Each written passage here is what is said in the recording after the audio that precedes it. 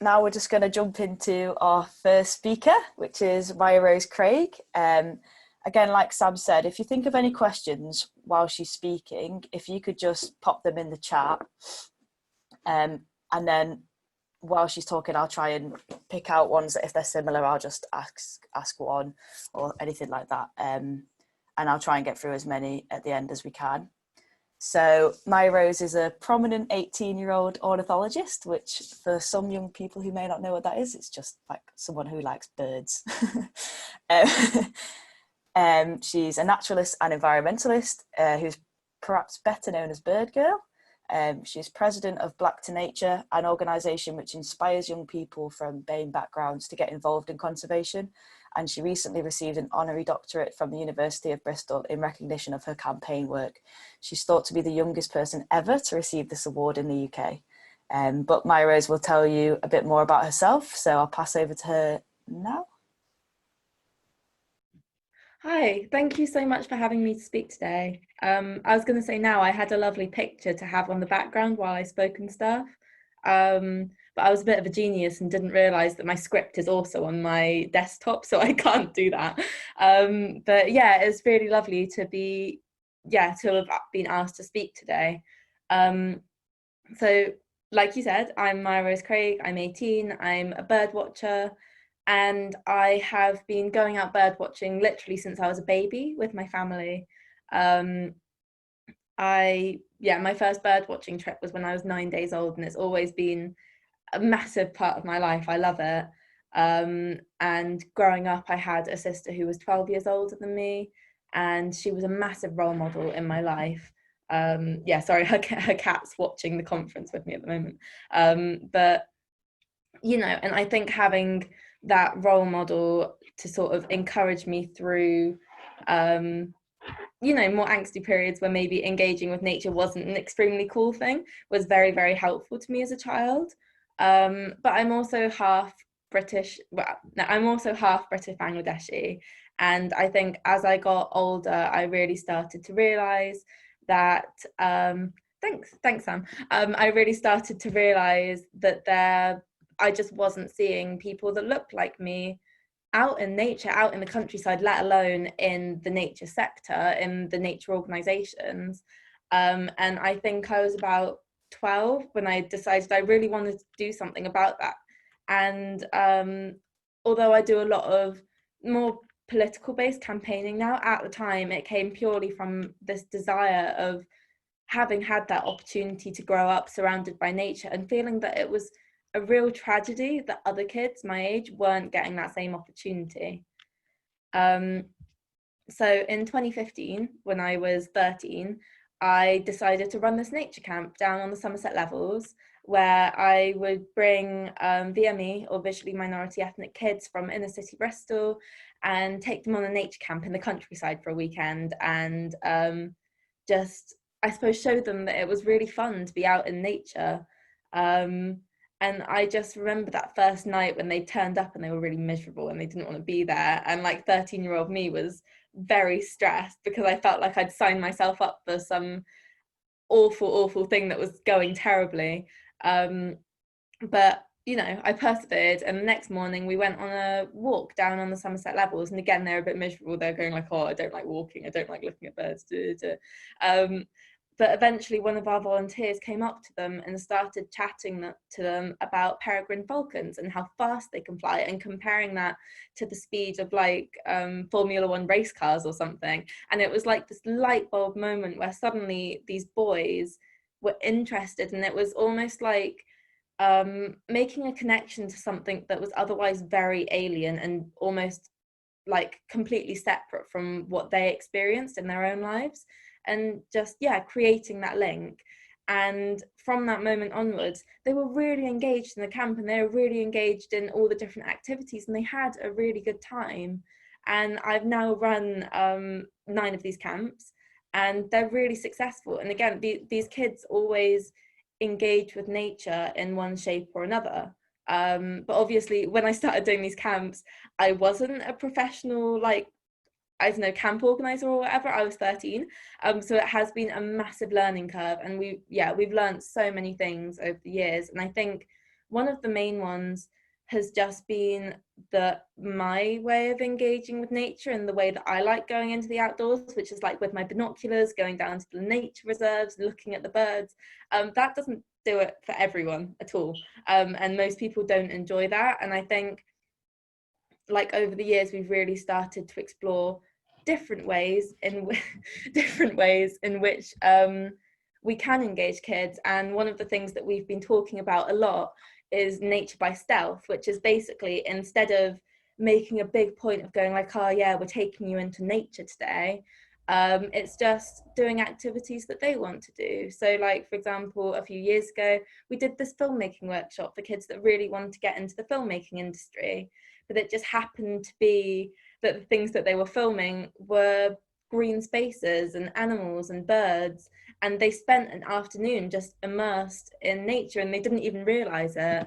And I really think that that kind of thing, where it's a lot less traditionalist in the ways that we engage with nature, is massively helpful, not just for the VME communities, but for people in general. Because I think in the UK, there are a lot of preconceptions about what engaging with nature is in the first place, and I think that's why a lot of people don't want to do it.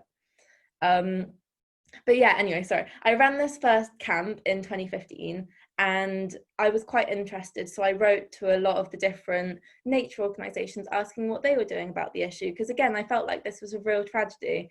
And not gonna lie, at the time they wrote back that they weren't really doing a lot, but they did invite me to come up and talk to them at their various HQs across the country that autumn. But unfortunately I had school, so instead I decided to bring them all together, and instead of having like a 14-year-old girl tell them what to do, I thought that it would be great if I got some experts to tell them what to do. And my parents sort of told me that's called a conference. So in the summer of 2016, I organised a conference called Race Equality in Nature. And in the meanwhile, some really, really interesting, this is spring of 2016, some really interesting research came out by UCL that basically demonstrated that negative behaviour reinforces negative expectations.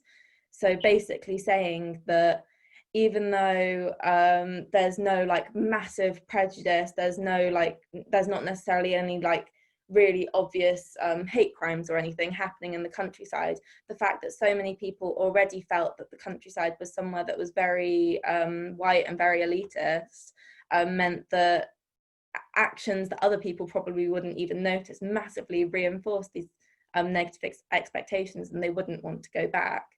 And in the conference, that was actually touched on a lot, not by people that knew this research existed. And, you know, there was a lot of conversations about what the different barriers were. And I think one of the reasons that people haven't done much about this issue in the past, even though it's a massive issue, it's 0.6% of the nature sector that's not white, which I think is really shocking. But yeah, a really broad range of barriers, from you know, cultural fear of dogs and people not wanting to go into spaces where they were worried there might be dogs, and a lot of the elders in these communities not actually having clothes that are suitable for British weather, to, like I was saying before, feeling the countryside's very like they're very alien there.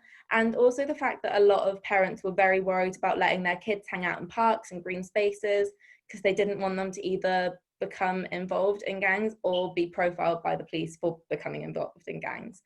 And also I think that something that people don't necessarily think about a lot is that although VME is the catch-all term, there are loads of different communities inside that, and obviously all of them have different barriers, because they're all from different places and they all have different cultural backgrounds.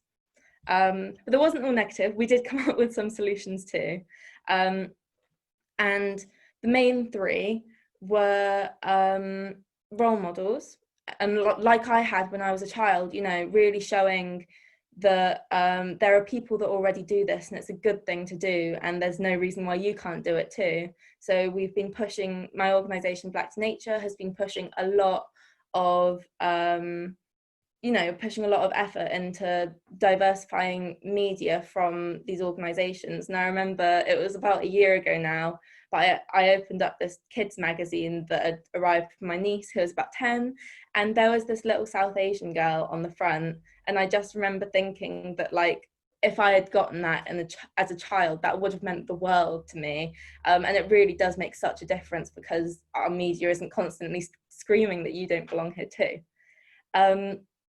The next thing that we decided would help massively was careers advice for parents and children, because another reason that we just didn't have people coming into the sector was because a lot of their parents, well, the parents really want their kids to succeed, which is normal, and there's a real lack of information about the nature sector, about the conservation sector, proving that it's a good job and it's, you know, it's somewhere that you want your kids to be. And I think going in and talking to people in schools, talking to parents, again, would make a massive difference. And finally, we thought, actually, in terms of biology and environmental issues, it would be really useful to link stuff back in schools to, like, their place of origin. So a lot of my Bangladeshi family doesn't particularly care about environmental issues, just because there's that complete lack of knowledge. But a few years ago, there was a massive oil spill in Bangladesh, and immediately people were really interested and really engaged, because it was something that was a lot more tangible to them and a lot more understandable to them. Yeah, and basically, in general, we were just talking about the fact that the nature sector has a lot of issues with diversity, but in general, and that means that it's not necessarily sustainable, and a lot of the change that they implement doesn't last, because it's such a small fraction of society that's deciding where to go. Yeah, so I guess finally, I do just want to say that most of the blame doesn't just fall squarely on the organisations in the sector. And in the last few years, there has been a massive push for change. And although a lot of it hasn't necessarily been implemented or hasn't been super successful, I think that compared to when I first started campaigning, where talking about race was very taboo, people just didn't really want to hear about it, because it's really difficult. People sort of have a thirst for change now, and they do want to implement things that are going to help. And I do think that that's really important, and it's something that shouldn't be downplayed. Yeah, so I guess if there are any questions, I'll be happy to answer them. But I just think that things can only get better from here, really, and hopefully it will just be quick enough for it to make a difference. Amazing, thank you, MyaRose. Yeah, lots of claps all around. Feel free to react. Has anybody got a question? Okay, so we've got a question from Lorna. Are you aware of young people that you took on at your camps that continue to engage with nature? Mm-hmm. Yeah, so the thing I always want to clarify about camps is it's not about creating mini environmentalists out of kids and teenagers. It really is about giving them that opportunity to go into green spaces. But when we've gone back and talked to kids, they've talked a lot about how, even though they live in really urban areas, just being a lot more aware of the nature all around them, and like when they go to the park with their friends, noticing the birds flying around and stuff like that. And I think it just means that connection to nature has been forged. But also on the camps, we go to a lot of effort to really start conversations about nature and about environmental issues, and really pushing their knowledge and making them think about things that they usually just wouldn't think about at all, because it's not on their radar. And when we've talked to kids after, they have said that it's really made them think about things, even if it's this like stuff that's very simple to us, like recycling and like plastic consumption and stuff like that. You know, it really does make a difference, just really starting those conversations. That's really interesting. I've got another question. What are your plans? What are your future plans for Black to Nature? Yeah, so that's quite an interesting one, because I'm going off to uni in the autumn of next year. And obviously at the moment it's a very small charity, and I think my main plans at the moment really are just making sure that it's not going to crumble apart once I'm gone, that the camps can carry on happening, that the kids are going to carry on being able to come out to the countryside. But also if the wait no that was slightly salty. If we become an official charity, hopefully we'll be able to expand to other cities as well, like London and Manchester, and yeah, I think that would be amazing, but that's, I guess, in the distant future at the moment.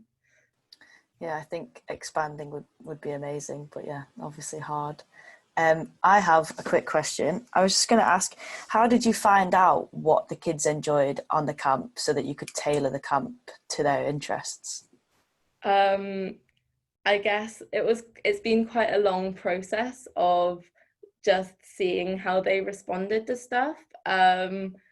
Which yeah, and I mean, that first camp, retrospectively I feel so sorry for those kids, because we had them up at like 6 o'clock in the morning. They were doing activities till like after sunset because we were looking for nightjars and stuff, and they'd never done anything that was that hard work before, and they must have been exhausted. So now obviously the camps are a lot more chill. They have a lot more time to just play like footy in the field with their mates.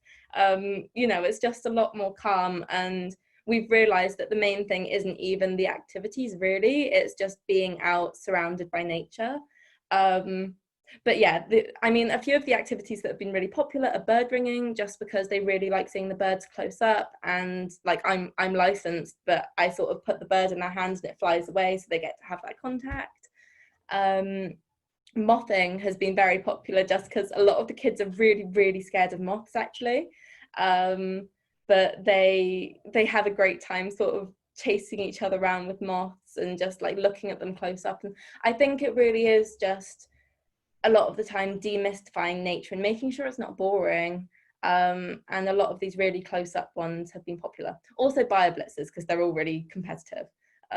Yeah. Thank you. I'm just going to squeeze one last question in because I am quite interested. How did you engage the kids in the camp in the first place? Like, how did you get them to come along?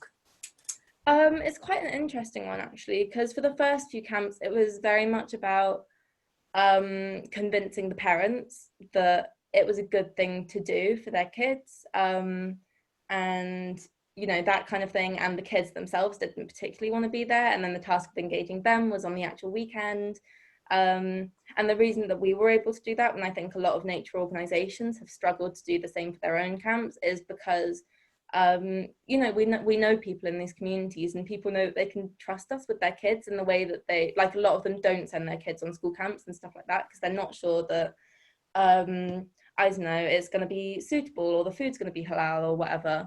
But as time's gone on, I think word of mouth has spread around a lot, and a lot of the kids are aware that it's just a fun weekend away, especially the primary school kids. It's really sad because we don't have enough money to do enough, like loads and loads of them, but loads of the kids want to come back again and again and again. Yeah, but nowadays we have like massive groups of friends coming together on the camps. Like the very last one last summer, I think it was an entire football team from one school, where it was just like a whole group of boys came and just had a really nice time for a weekend. So yeah. That's really, really interesting. Thank you.